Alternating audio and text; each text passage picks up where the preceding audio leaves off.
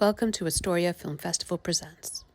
As part of our series on disability representation in media and film, we're speaking today with Teresa Garratty in the UK about the representation of the deaf and hard of hearing community.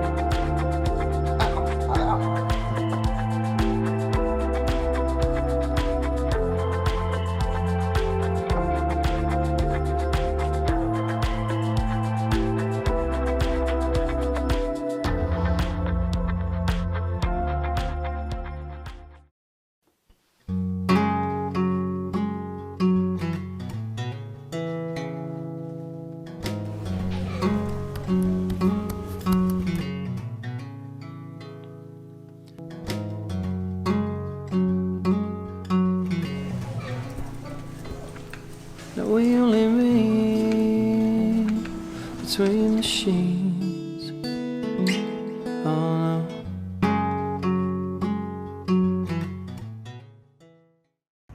How are you? I'm good, thank you. Yeah. Quite busy at the moment. Things are sort of starting up again, like coming to life in the UK. So yeah, there's like a lot of work. It's just kind of like come flooding in. Yes, here too.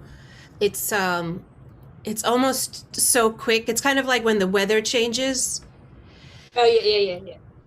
and you're like stunned because it's so quick. That's how I feel the lockdown changes, you know?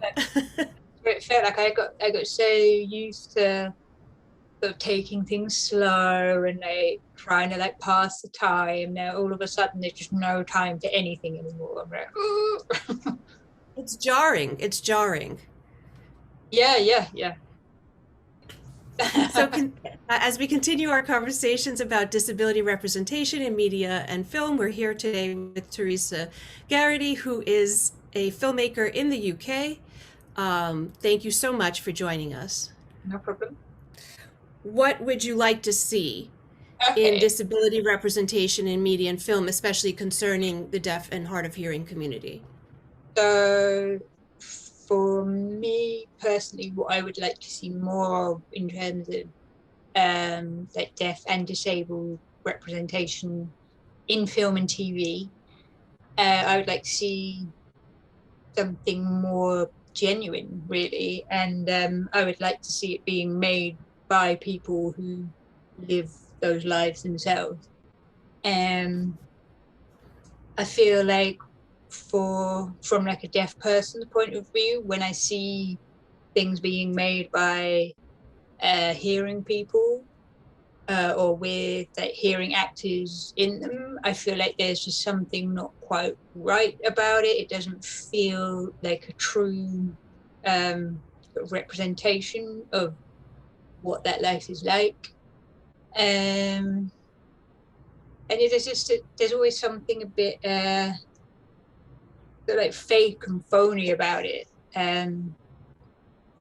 It's always sort of like really sort of hammed up or really cheesy, or like over the top dramatic, and it's always told from an able-bodied person point of view of what they think it would be like to live that life. So it's usually quite a negative, depressing view. And it's okay, sometimes it might be like that, but it's not always like that. And I think now we have enough deaf and disabled filmmakers that we should be using them to tell different stories now and tell like accurate stories. So.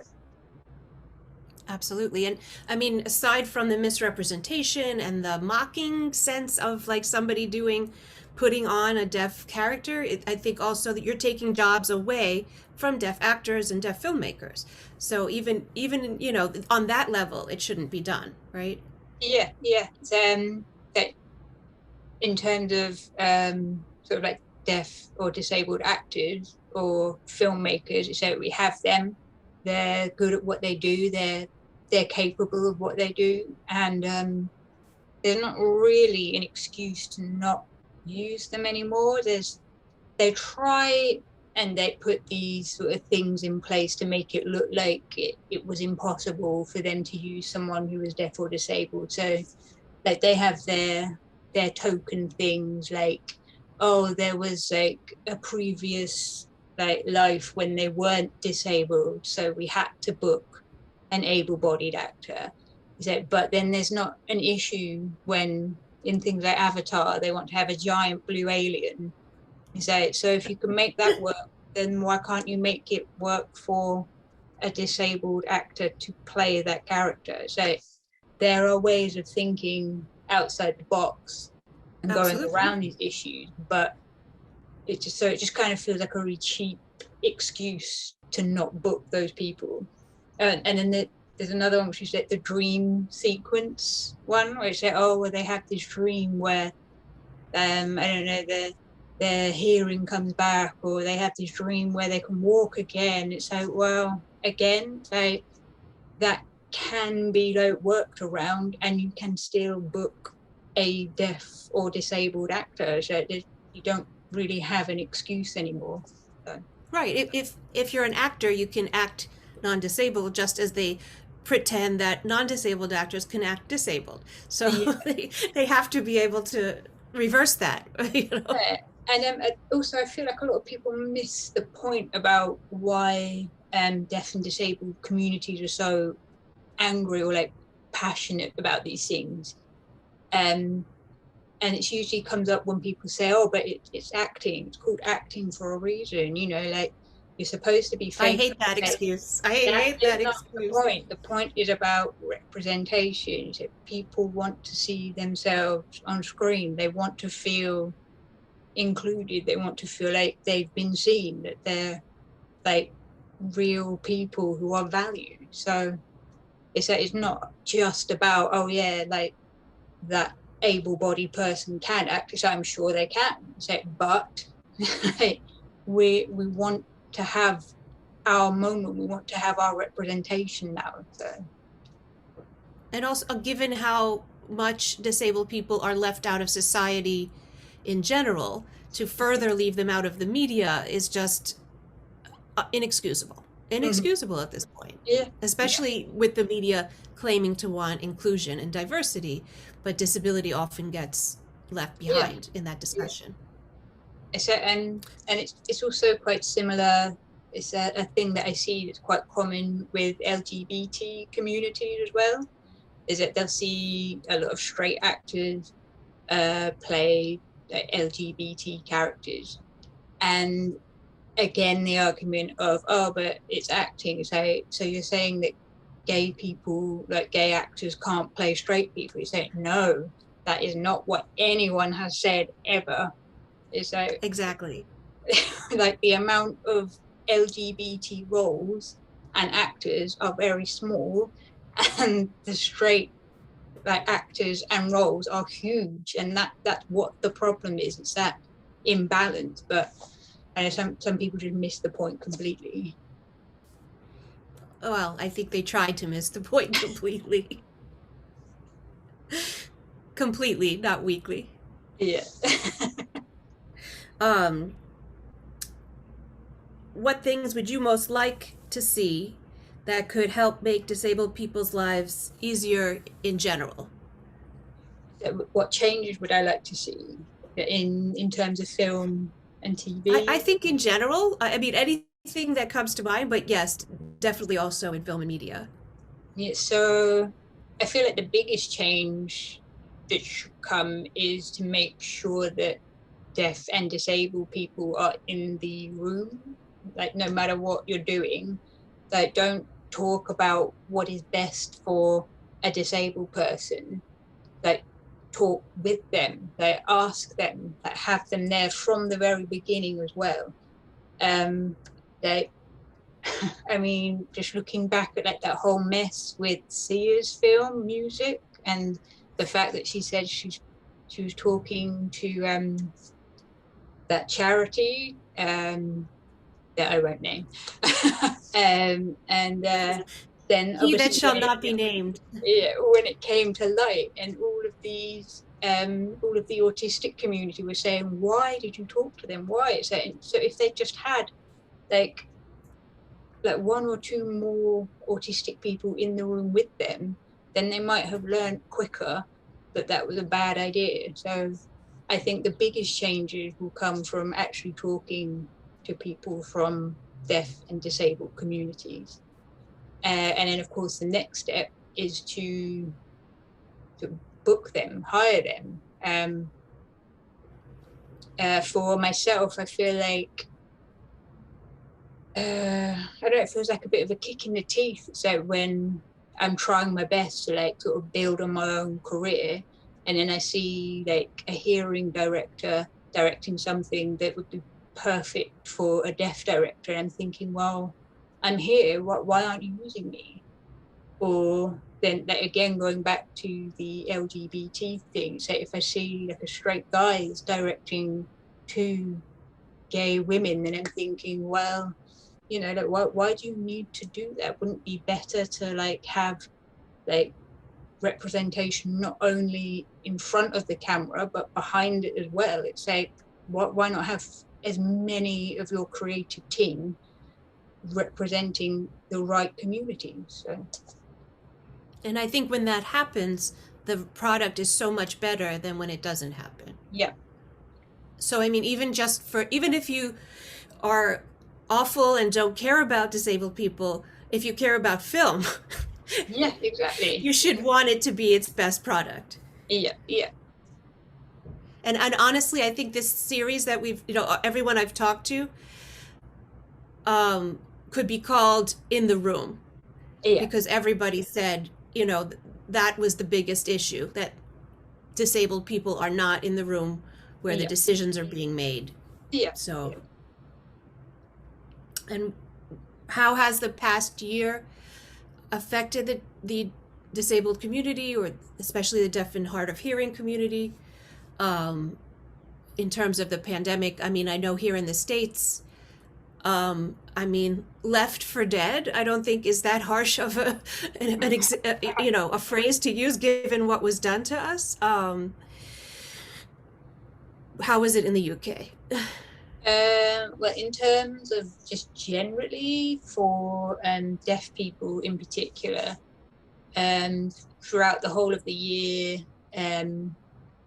during the pandemic, deaf people were just kind of sort of like left out, left to the side. We did not have an interpreter with any of the briefings. So, and there's this thing that people don't seem to understand about deafness, is that yes, some deaf people can read captions, but obviously captions don't always work, and when they're live there's always like a slight delay, so you're always a bit late to the party on what is happening, what information is coming at you. So it can be quite confusing, especially when something as serious as a pandemic, and that all of the rules that we were being told to follow, but we weren't sure like if we were receiving the right information. But then on top of that, there are BSL users, like British Sign Language users, and some of them don't like to read written English because it's a totally different language for them. It's not their first language. So they would need to have the information in BSL for them to fully understand. It would be like if our news channel started being spoken in French, so that you just would not understand it. So Wow. yeah, it's kind of like the deaf community kind of had to sort of rally together, and like a few interpreters were like volunteering, but like, okay, I'll interpret this like news, and then you can interpret that news, and it's like we just kind of had to pull together. But then someone over here in the UK started the campaign for Where is the Interpreter, and they've been like emailing and like collecting signatures for like protest, and that's now sort of being dealt with legally, because it just should not be happening. So other countries were able, like capable of having an interpreter in the room as the briefings were being spoken.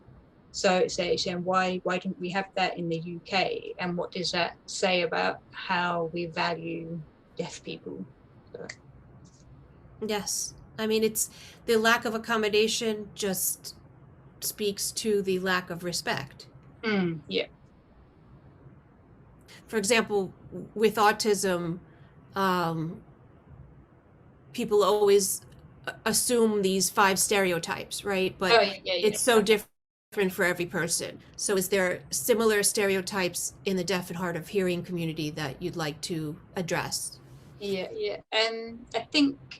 I guess the main one for my experience of being deaf is that I would like people to realize that deafness is like so varied, and that like one person's deafness would differ from the next person's. I mean, it probably like almost as unique as like a fingerprint or something. It's like you should never really assume that someone can hear something. So I can speak quite clearly, so, but that's not a true reflection of what I can hear, because I lost my hearing like later in life.